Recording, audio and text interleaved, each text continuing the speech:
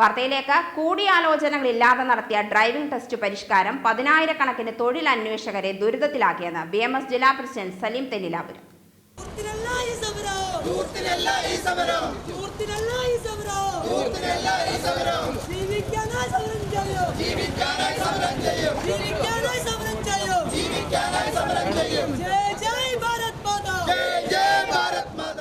ജില്ലാ driving school മസ്ദൂർ സംഘം RTO ഓഫീസിലേക്ക് നടത്തിയ മാർച്ച് സലിം തെന്നിലാപുരം ഉദ്ഘാടനം ചെയ്തു.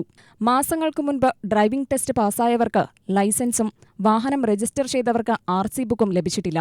മറ്റ് സംസ്ഥാനങ്ങൾ ഈടാക്കുന്ന ഫീസിന്റെ 50 ഇരട്ടി ഈടാക്കിയിട്ടും കേരളത്തിലെ ഗതാഗത വകുപ്പ് സാമ്പത്തിക പ്രതിസന്ധിയിലായത് എങ്ങനെയെന്ന് മന്ത്രി വിശദീകരിക്കണം. നിലവിലെ ഡ്രൈവിംഗ് ടെസ്റ്റ് നിർദ്ദേശങ്ങൾ നടപ്പിലാക്കിയാൽ അപേക്ഷിച്ചവർക്ക് ലൈസൻസ് ലഭിക്കാൻ വർഷങ്ങൾ കാത്തിരിക്കണം. മണ്ടൻ തീരുമാനങ്ങളിൽ നിന്ന് ഗതാഗത വകുപ്പ് പിന്മാറണമെന്നും സലിം തെന്നിലാപുരം ആവശ്യപ്പെട്ടു.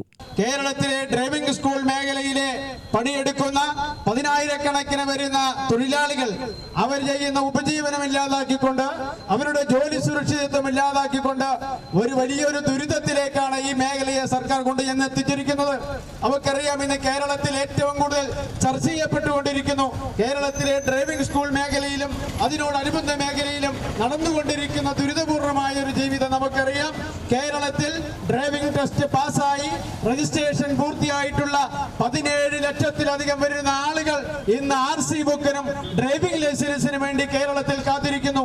സർക്കാർ ഉദ്യോഗസ്ഥരായിട്ട് ഡ്രൈവിംഗ് ജോലിയിൽ സർക്കാരിന്റെ മെമ്മോ ലഭിച്ച് ലൈസൻസും ഹാജരാക്കുന്ന സംവിധാനത്തിലേക്ക് പോലും കേരളത്തിലെ 10,000-കണക്കിന് ഉദ്യോഗാർത്ഥികളുടെ ജോലി പോലും നഷ്ടപ്പെടുന്ന തരത്തിലേക്ക് ഗവൺമെന്റിന്റെ തലതിരിഞ്ഞ തുക്ലക്ക് നയം മൂലം കേരളത്തിലെ ഈ മേഖലയിൽ തൊഴിലാളികൾ മാത്രമല്ല, കേരളത്തെ പൊതുസമൂഹത്തെയാണ് കേരളത്തിലെ പിണറായി വിജയന്റെ ഗവൺമെന്റും ഗതാഗത വകുപ്പ് മന്ത്രി ഗണേഷ് കുമാറും ചേർന്ന് നടപ്പിലാക്കിയിട്ടുള്ളത്.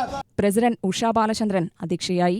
V Sivadas, PA Balasubrahmanyam, K Haridas, P Vinod, V Rajesh Chethallur, K ഉണ്ണി, K അരുൺ എന്നിവർ സംസാരിച്ചു.